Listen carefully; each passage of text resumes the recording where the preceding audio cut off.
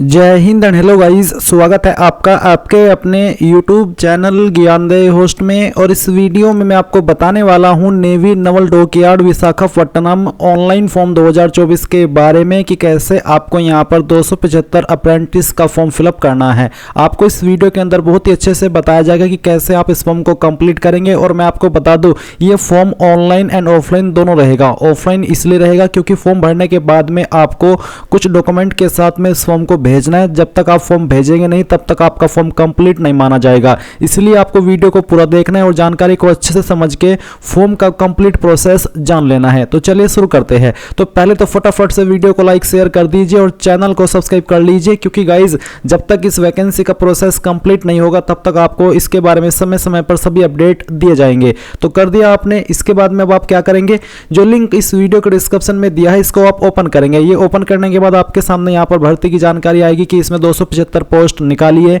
As आपकी 14 से 28 साल के बीच रखी गई है। फॉर्म आप लोग 28 नवंबर 2024 से लेकर के 2 जनवरी 2025 तक भरेंगे, यानी कि 2 जनवरी 2025 आपके फॉर्म भेजने की लास्ट डेट रखी गई है। कौन से ट्रेड के लिए कितनी वैकेंसी है पूरी जानकारी चेक करेंगे और कौन से ट्रेड पर क्या क्वालिफिकेशन चाहिए उसकी इंफॉर्मेशन आपको यहाँ पर दी गई है। तो ये सभी जानकारी चेक करने के बाद आप इंपॉर्टेंट लिंक के सेक्शन से ऑफिशियल नोटिफिकेशन PDF के ऊपर क्लिक करके इस नोटिफिकेशन से भी जानकारी चेक कर सकते हैं, जिसमें कि आपको क्वालिफिकेशन की जानकारी दी गई है। जैसे कि इसमें अप्लाई करने के लिए 10वीं पास की योग्यता और साथ ही ITI की योग्यता मांगी है उसी ट्रेड में जिसमें कि आप अप्लाई करना चाहते हैं। एंड यहाँ पर गाइज नीचे आएंगे तो एज लिमिट चेक करेंगे। कैंडिडेट्स बोर्न ऑन और बिफोर 2 मई 2011 आर एलिजिबल, यानी कि जिनका जन्म 2 मई 2011 से पहले हुआ है वो कैंडिडेट इसमें अप्लाई करने के लिए एलिजिबल है। तो इन्फॉर्मेशन आपने यहाँ पर चेक कर ली। अब अगर आप इसमें एलिजिबल है और इंटरेस्टेड है तो आप फॉर्म को कैसे भरेंगे वो आप जान लीजिए। तो सबसे पहले तो आपको इसमें अप्लाई ऑनलाइन करना है, जो कि इस वेबसाइट का इस्तेमाल करके करना होगा। तो आपको क्या करना है, वीडियो के डिस्क्रिप्शन में जो लिंक दिया है इसको ओपन करने के बाद इंपॉर्टेंट लिंक के सेक्शन में आएंगे और अप्लाई ऑनलाइन लिंक ओपन करेंगे। देन आपके सामने यहाँ पर ये ऑफिशियल वेबसाइट apprenticeshipindia.gov.in की आ जाएगी। तो यहाँ पर आने के बाद में आप राइट साइड में लॉगिन रजिस्टर के ऊपर क्लिक करके कैंडिडेट के ऊपर क्लिक करेंगे। यहाँ पर आने के बाद में मैं आपको बता दूं कि अगर आपका इस वेबसाइट के ऊपर पहले से अकाउंट बना हुआ है, आपने रजिस्ट्रेशन करके रखा है, तो आप यहाँ पर आपकी रजिस्टर्ड ईमेल आईडी डालिएगा। आई एम नॉट रोबोट के ऊपर क्लिक कीजिएगा और सबमिट के ऊपर क्लिक करने के बाद में आपके नंबर के ऊपर OTP जाएगा, जो कि आप यहाँ पर डाल करके लॉगिन हो जाएंगे। बट अगर आप फ्रेशर है, आपने इस वेबसाइट का इस्तेमाल करके कभी कोई फॉर्म नहीं भरा,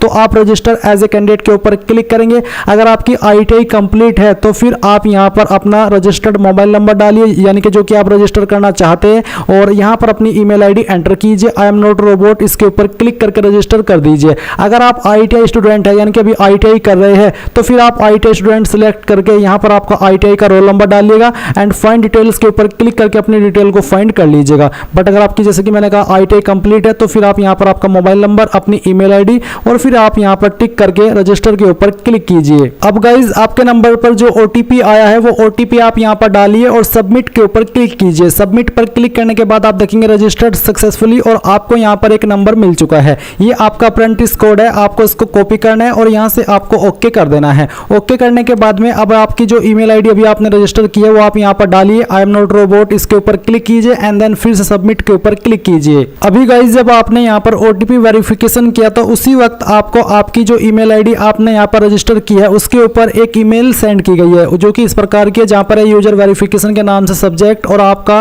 रजिस्टर नंबर इसके अंदर दिया है। साथ ही बोला प्लीज एक्टिवेट योर अकाउंट, तो आप यहाँ पर एक्टिवेट के ऊपर क्लिक कीजिए। इसके ऊपर क्लिक करने के बाद में आपका यूजर एक्टिवेटेड सक्सेसफुली, यानी कि आपका अकाउंट एक्टिवेट हो जाएगा। फिर आप यहाँ पर आइए लॉगिन रजिस्टर के ऊपर क्लिक कीजिए एंड इसके ऊपर क्लिक करने के बाद में यहाँ पर जैसे कि भी आपको मैंने बताया अपनी रजिस्टर्ड ईमेल आईडी आप एंटर कीजिए। अपना जो यहाँ पर आपको देखने को मिल रहा है आई एम नॉट रोबोट, इसके ऊपर क्लिक कीजिए और सबमिट कर दीजिए। नाउ फिर से आपके नंबर और ईमेल के ऊपर एक OTP गया होगा, वो आप यहाँ पर डालिए और लॉगिन के ऊपर क्लिक कीजिए। इसके ऊपर क्लिक करने के बाद यहाँ से ओके कीजिए। ओके करने के बाद में यहाँ पर आपको बोले कंप्लीट योर eKYC, तो आप गाइज क्या करेंगे, कंप्लीट योर eKYC के ऊपर क्लिक करेंगे। इसके ऊपर क्लिक करने के बाद में आपका आधार नंबर आप एंटर करेंगे, यहाँ पर आपको टिक करना है और टिक करने के बाद में आप नीचे आएंगे और नीचे आने के बाद में आप सेंड OTP इसके ऊपर क्लिक करेंगे। इसके बाद में गाइज आपके नंबर के ऊपर जो आपका आधार कार्ड के साथ में रजिस्टर है उसके ऊपर एक OTP जाएगा, वो OTP आप यहाँ पर डालेंगे और देन आप यहाँ पर वेरीफाई के ऊपर क्लिक कर देंगे।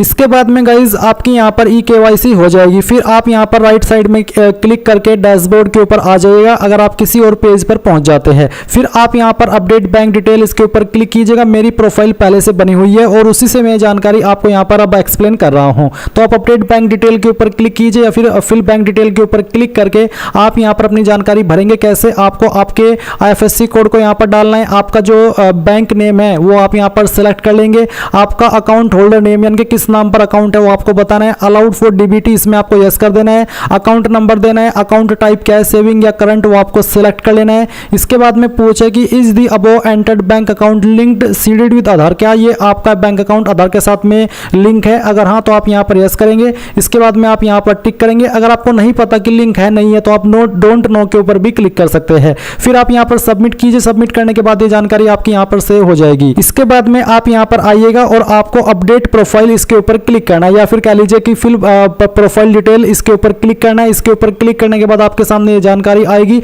यहाँ पर मैं इस जानकारी को पहले से भर रखा हूँ तो मैं इसको एडिट करता हूँ। तो आप अबाउट मी के सामने एडिट के ऊपर क्लिक कीजिएगा। इसके ऊपर क्लिक करने के बाद आप अपनी ईमेल आईडी यहाँ पर डालिएगा या फिर यहाँ पर ऑटोमेटिकली भरी हुई होगी। फिर आप यहाँ पर कोई अन्य नंबर देना चाहते हैं अपना तो आप दे सकते हैं, नहीं तो आप इसको खाली छोड़ दीजिए। आपको आपका जेंडर सेलेक्ट कर लेना है, मेल फीमेल जो भी है। इसके बाद में अगर आप दिव्यांग है तो आपको यहाँ पर यस करना है, नहीं तो आप नो कर दीजिए। फिर जो आपकी डेट ऑफ बर्थ है वो आप यहाँ पर कैलेंडर के ऊपर क्लिक करके सिलेक्ट कर लेंगे।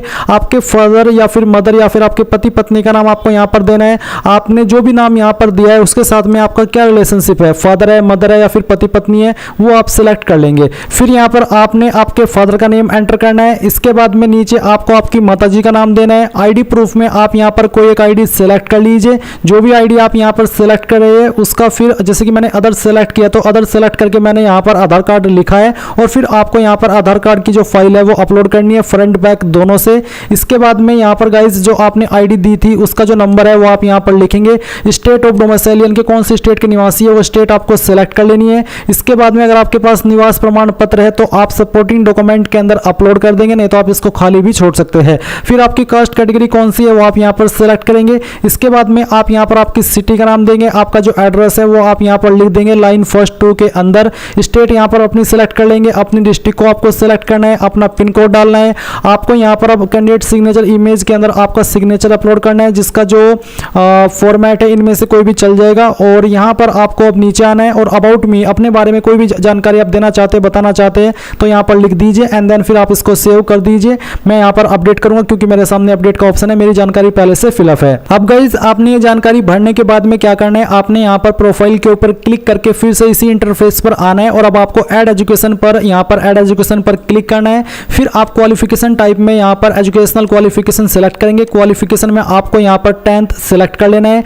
10th सेलेक्ट करने के बाद में यहाँ पर आप स्पेशलाइजेशन के अंदर भी 10th लिख देंगे और फिर इंस्टीट्यूट नेम के अंदर आपको आपके स्कूल कॉलेज का नाम देना है जहाँ से आपने 10वीं की है। एग्रीगेट मार्क्स यानी कि कितने नंबर आपको आए थे और कितने में से आए थे वो आप यहाँ पर टोटल मार्क्स के अंदर लिखेंगे। परसेंटेज आपको यहाँ पर अपनी लिखनी है। स्टार्ट डेट कब आपने 10वीं ज्वाइन की थी वो डेट आप सेलेक्ट कर लीजिए। अगर आपको एग्जैक्ट डेट मालूम नहीं है तो आप एक एक्सपेक्टेड डेट यहाँ पर सेलेक्ट कर लीजिएगा।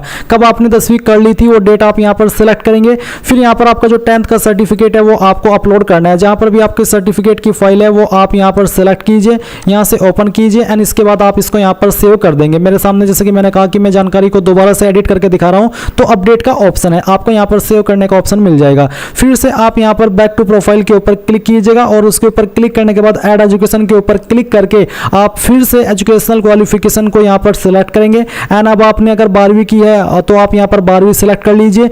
12वीं के बाद में आपको यहाँ पर बताना है कि साइंस ह्यूमैनिटी कॉमर्स किससे आपने की है वो आपको सिलेक्ट करना है। स्पेशलाइजेशन के अंदर आप यहाँ पर 12th ही लिख सकते हैं या फिर चाहे तो आप यहाँ पर जो आपका जैसे कि साइंस में PCM था, PCB था, क्या था वो आप यहाँ पर लिख दीजिएगा। इंस्टीट्यूट नेम के अंदर आपको आपके कॉलेज का नाम, यहाँ पर जो नंबर आपको आए थे वो एग्रीगेट मार्क्स के अंदर लिखने हैं और कितने में से आए थे वो आप यहाँ पर टोटल मार्क्स के अंदर डाल देंगे। फिर यहाँ पर अपनी परसेंटेज लिखेंगे, कब आपने 12वीं ज्वाइन की थी वो डेट डालेंगे, कब आपने कंप्लीट कर ली थी वो डेट आप यहाँ पर सिलेक्ट कर लेंगे। अपना 12वीं का सर्टिफिकेट आप यहाँ पर डाल देंगे एंड देन फिर से अपडेट कर देंगे। फिर आप गाइज एक बार फिर से बैक टू प्रोफाइल के ऊपर आ जाएंगे। तो यहाँ पर आने के बाद में एक बार फिर से आप ऐड एजुकेशन के ऊपर क्लिक कीजिए। इसके ऊपर क्लिक करने के बाद में अब आपको यहाँ पर एजुकेशनल क्वालिफिकेशन सेलेक्ट करना है। इसके बाद में अगर आपने ITI की है तो आप यहाँ पर ITI सेलेक्ट कर लेंगे। फिर आपका जो कैटेगरी सर्टिफिकेट है कैटेगरी सेक्टर है NCVT या फिर SCVT वो आपको सेलेक्ट कर लेना है। स्पेशलाइजेशन किस ट्रेड के अंदर आपने आपकी ITI की है वो आप यहाँ पर डालेंगे।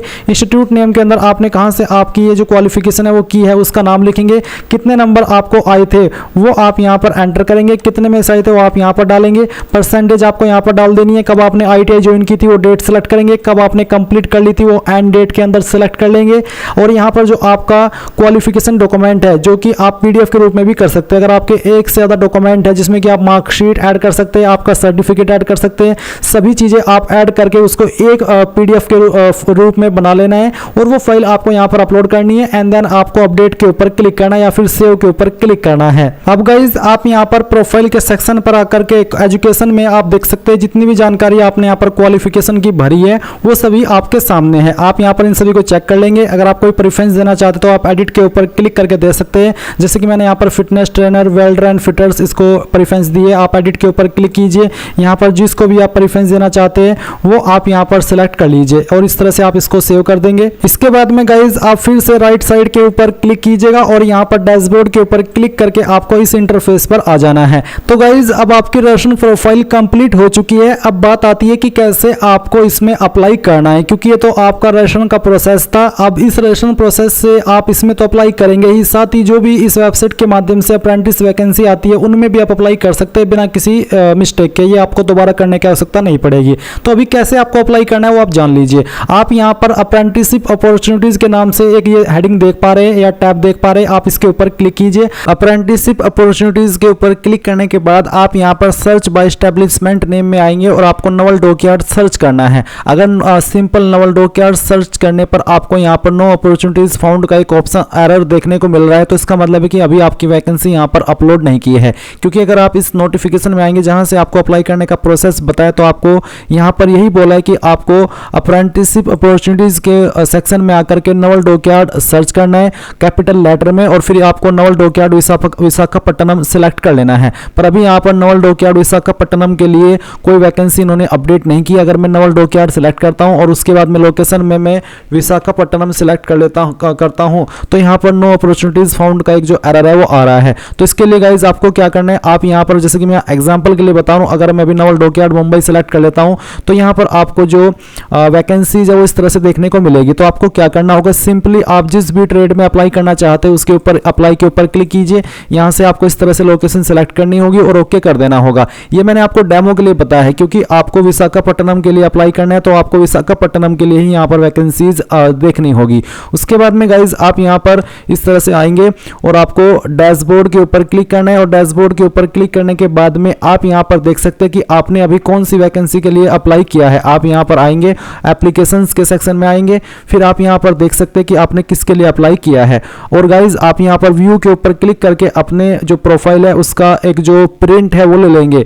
आप यहाँ पर प्रोफाइल पर क्लिक कीजिएगा। अब आपके सामने इस तरह से आपकी प्रोफाइल आ चुकी है। आपकी प्रोफाइल भी 100% कंप्लीट है, तो आपको यहाँ पर कंट्रोल P का इस्तेमाल करके या फिर इसका एक स्क्रीनशॉट ले लेना है अपनी प्रोफाइल का, जिसमें कि आपकी सभी जानकारी शो हो और इसको बेसिकली 2-3 फोटोकॉपी अपने पास रख लेनी है। अब ये रखने के बाद में आपको आगे क्या करना है, आगे इसमें बोला है कि आपने यहाँ से अप्लाई कर लिया, फिर अप्लाई करने के बाद में आपको प्रोफाइल का जो कंप्लीट प्रोफाइल है उसका प्रिंट आउट लेना है। और उसके बाद में गाइज आपको ये जो मैंने यहाँ पर इंपॉर्टेंट लिंक के सेक्शन में ऑफिशियल नोटिफिकेशन PDF दिया है ये डाउनलोड कर लेना है। इसको डाउनलोड करने के बाद में इसमें आपको एक अनेक्सर फर्स्ट देखने को मिल रहा है और अनेक्सर 2 भी है। तो आप थोड़ा सा नीचे आएंगे, मैं आपको दिखाता हूँ कि अनेक्सर फर्स्ट क्या है। तो यहाँ पर आएंगे, ये आपका हॉल टिकट फॉर्मेट है अनेक्सर फर्स्ट का, ये आपको 2 भेजने हैं। इसमें आपको ओरिजिनल में भर के भेजना है। यहाँ पर आप आएंगे, पूरी जानकारी आपको अंग्रेजी के बड़े अक्षरों के अंदर लिखनी है, जैसे कि डेजिग्नेटेड ट्रेड अप्लाइड, कौन से ट्रेड पर आपने अप्लाई किया वो आप यहाँ पर लिखेंगे। यहाँ पर latest photograph not older than 1 month, यानी कि 1 महीने से पुराना फोटो आपको नहीं लगाना है। और आपको बोला indicating date of photograph duly self attested, यानी कि फोटो आपने किस डेट में लिया है उसके ऊपर वो डेट भी आपको लिखनी है। उसके बाद यहाँ पर आपको आपका नाम लिखना है 10th के सर्टिफिकेट के अकॉर्डिंग, आपका डेट ऑफ बर्थ 10th के सर्टिफिकेट के अकॉर्डिंग, पर्सनल डिटेल भरनी है और जिसमें आप देखेंगे फादर नेम, इसके अलावा आपका प्रेजेंट एड्रेस, आपकी ईमेल आईडी, आपका आधार कार्ड नंबर। इसके बाद में आइडेंटिफिकेशन मार्क्स, यानी कि आपके जो मार्क्स है वो आपको 10th के सर्टिफिकेट के अकॉर्डिंग यहाँ पर भरने हैं। सिग्नेचर ऑफ कैंडिडेट लिखना है, यानी कि आपका सिग्नेचर करना है। लेफ्ट हैंड थंब इंप्रेशन, ये आपको 2 भरने होंगे। उसके बाद में आप इस फॉर्म के साथ कौन कौन से डॉक्यूमेंट अटैच कर रहे हैं उसके सामने आपको टिक करना है, जैसे कि चेकलिस्ट ऑफ दिस पेज, तो यहाँ पर आपको यस करना है। प्रिंट आउट आपने अपनी जो अप्रेंटिसशिप के लिए अप्लाई किया है ऑनलाइन वे में उसकी प्रोफाइल आपने इसके साथ अटैच कर दिया, तो आपको उसमें यस लिखना है। फिर 10th की जो मार्कशीट है ड्यूली सेल्फ अटेस्टेड वो आपको अटैच कर देनी है। ITI की marksheet, photocopy of latest community caste certificate अगर आप SC ST OBC है, फोटोकॉपी ऑफ लेटेस्ट अगर आप विकलांग है तो उसका certificate, photocopy of service and release certificate अगर आपके पास, अगर आप एक्स सर्विसमैन है तो अपलोड ये करेंगे, यानी कि ये आप अटैच करेंगे। Self attested copy of Aadhaar card, आपके आधार कार्ड की self attested photocopy, self addressed empty envelope, यानी कि आपको एक खाली लिफाफा भेजना है जिसके ऊपर 25 रुपए का पोस्टल स्टाम्प लगा होना चाहिए। For sending hall ticket to the candidate, ये फिर आपको वापस इसी में आपको होल टिकट आएगा। 2 copies of duly filled original hall ticket, ये जो होल टिकट आपने अभी भरा इसकी 2 कॉपी आपको भेजनी है इस फॉर्म के साथ में। उसके बाद पार्ट 2 है, ये आपको खाली छोड़ देना है, आपको ये नहीं भरना, ये ऑफिस के द्वारा भरा जाएगा। अभी ये आपने भर दिया और डॉक्यूमेंट्स आपको मैंने बता दिया कि क्या क्या अटैच करने हैं, जो भी अटैच किए हैं उनके सामने यहाँ पर यस में टिक कर देना है।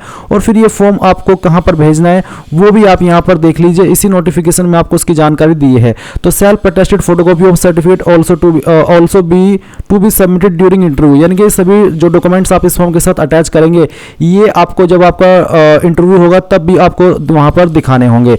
आपकी जो इसमें इंपॉर्टेंट डेट्स है वो आपको यहाँ पर दी गई है। अभी मैं आपको बताता हूँ कि फॉर्म आपको कैसे और कहाँ पर भेजना है। तो जो लिंक वीडियो को डिस्क्रिप्शन में दिया, इसको ओपन करने के बाद आप यहाँ पर जानेंगे send naval dockyard Visakhapatnam apprentice form to इस एड्रेस के ऊपर।